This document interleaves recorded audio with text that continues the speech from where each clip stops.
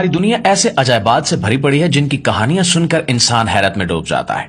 और आज की इस वीडियो में हम एक ऐसे ही अजूबे की बात करेंगे जिसे कुरान पाक में बार बार जिक्र किया गया और तारीख के सफात में बार बार बयान किया गया है। ये कहानी एक ऐसे शहर की है जो अपनी शानो शौकत में अपनी मिसाल आप था, जिसे हजारों साल पहले किसी ताकतवर कौम ने बसाया था। और ये शहर है इरम जातुल अमाद। कुरान पाक में अल्लाह ने कौम आद का जिक्र किया है, वो कौम जो अपनी ताकत, दौलत और इल्म में अपनी मिसाल आप थी। एक ऐसा शहर जिसे 1000 सतूनों वाला शहर कहा जाता है। सूरह फजर की आयत 6 से 8 में इस शहर के बारे में जिक्र मौजूद है। ये शहर न सिर्फ कुरान में बयान हुआ बल्कि दुनिया की कई मशहूर किताबों और तारीखी हवालों में भी इसका जिक्र मिलता है। ये कहना गलत नहीं होगा कि ये शहर इंसानी तख्लीक की बुलंद तरीन मिसाल था। अब आप सोच रहे होंगे कि ये शहर कैसा था और इसे किसने तामीर किया, तो इस साल का जवाब भी तारीख के इन्हीं सफात में छुपा हुआ है जो हजारों साल पुराने हैं। इरम वो शहर था जो न सिर्फ अपनी तामीरात बल्कि अपनी खूबसूरती और तकनीकी तरक्की की वजह से भी दुनिया के लिए एक अजूबा था। कहा जाता है कि इस शहर की बुनियाद कौम आद ने रखी, जिनके बारे में कहा जाता है कि वो बहुत बड़े कद्दो कामत और जबरदस्त ताकत के हामिल थे। ये लोग पहाड़ों को तराश कर घर बनाने की सलाहियत रखते थे और इनकी तामीराती मुहारत बेमिसाल थी। लेकिन ये कहानी यहीं पर खत्म नहीं होती बल्कि यहाँ से शुरू होती है।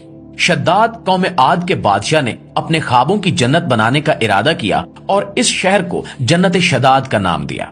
ये शहर कुदरती जन्नतों की तरह खूबसूरत था और ये सिर्फ कहानियों का हिस्सा नहीं बल्कि एक हकीकत है जिसे साइंस ने भी तस्लीम कर लिया है। तो दोस्तों तैयार हो जाइए इस हैरत अंगेज कहानी को सुनने के लिए, जहां हम आपको लेकर चलेंगे इरम के खंडरात की तलाश में, जो कभी दुनिया के हैरत अंगेज तरीन शहरों में शुमार होता था। कौम आद का जिक्र न सिर्फ कुरान पाक बल्कि दीगर तारीखी किताबों में भी मिलता है। ये कौम अरब के जनूबी इलाकों में बसती थी और अपनी ताकत और मालो दौलत और तामीराती मुहारत के लिए मशहूर थी। ये लोग अपनी जिस्मानी साख्त में भी हम मौजूदा इंसानों से कहीं ज्यादा बड़े और मजबूत थे। इनके कदो कामत और ताकत इतनी ज्यादा थी कि वो एक बड़े पत्थर को भी आसानी से उठाकर फेंक सकते थे। कौम आद को अल्लाह ताला ने बेशुमार नेमतों से नवाजा था। इनके पास दुनिया की तमाम आसाइशें थी। ये लोग बुलंदो बाला महलों और सतूनों पर मुश्तमिल इमारतों में रहते थे जिन्हें पहाड़ों को तराश कर बनाया जाता था। इनकी जिंदगी में कोई कमी नहीं थी, लेकिन इनकी खुशहाली के साथ इनके दिलों में गरूर और तकब्बुर बढ़ चुका था। वो अपनी ताकत और दौलत को अपनी कामयाबी का जरिया समझते थे और अल्लाह के अहकामात से रूगर्दानी करने लगे। और यही वो वक्त था जब अल्लाह ने इनकी हिदायत के लिए हजरत हूद अलैहिस्सलाम को इनके दरमियान मबूस किया। हजरत हूद अलैहिस्सलाम ने इस कौम को अल्लाह के रास्ते पर लाने की हर मुमकिन कोशिश की। वो इन्हें ये समझाने की कोशिश करते रहे कि ये सब नेमतें अल्लाह की तरफ से हैं और इनका शुक्र अदा करना चाहिए। लेकिन कौम आद ने हजरत हूद अलैहिस्सलाम की बातों को नजरअंदाज कर दिया और इनका मजाक उड़ाने लगे। इन्होंने अपनी ताकत पर गुरूर किया और कहा कि इन पर कोई अजाब नहीं आ सकता, और यही तकब्बुर और सरकशी इनके जवाल की वजह बन गई। प्यारे दोस्तों, कौम आद की ताकत और अजमत का सबसे बड़ा सबूत वो शहर है जिसे हम इरम के नाम से जानते हैं। और ये शहर महज एक आबादी नहीं था बल्कि एक ख्वाब था जो शद्दाद कौम आद के बादशाह ने देखा था। शद्दाद अपनी ताकत और दौलत के नशे में इतना खो गया था कि उसने जन्नत के बारे में सुना और फैसला किया कि वो जमीन पर अपनी जन्नत बनाएगा। ये उसके गरूर और तकब्बुर की इंतहा थी। कहा जाता है कि शद्दाद ने अपनी जन्नत बनाने के लिए कौम के तमाम वसाइल छौंक दिए। अरब के उस वक्त के सबसे खूबसूरत इलाके अदन के करीब इस शहर की बुनियाद रखी गई। ये वो वक्त था जब अदन एक सरसब्ज और शादाब जगह थी, जहां हरे भरे बागात और झीलें थी। शद्दाद ने अपनी जन्नत को कुदरती हुस्न से ज्यादा शानदार बनाने के लिए दुनिया के बेहतरीन मौमारों और कारीगरों को इकट्ठा किया। शहर इरम की तामीर में कई सदियों का वक्त लगा। कहा जाता है कि इसके मकानात सोने और चांदी से बनाए गए थे और इसके सतून, जो कि शहर की पहचान बने, कीमती पत्थरों जैसे याकूत और जमुरद से तराशे गए थे। शहर के अंदर खूबसूरत नहरें बहती थीं, जिनके किनारे पर मसनूई दरख्त लगाए गए थे और ये दरख्त भी सोने और चांदी के थे। दोस्तों, शद्दाद का मकसद एक ऐसी जन्नत बनाना था जो जमीन पर अपनी मिसाल आप हो। उसने मुख्तलिफ इलाकों से हसीन औरतों को बुलवाया, उनकी बेहतरीन तरबियत करवाई ताकि वो उस जन्नत में रहने वालों की खिदमत और तफरीह का जरिया बन सकें।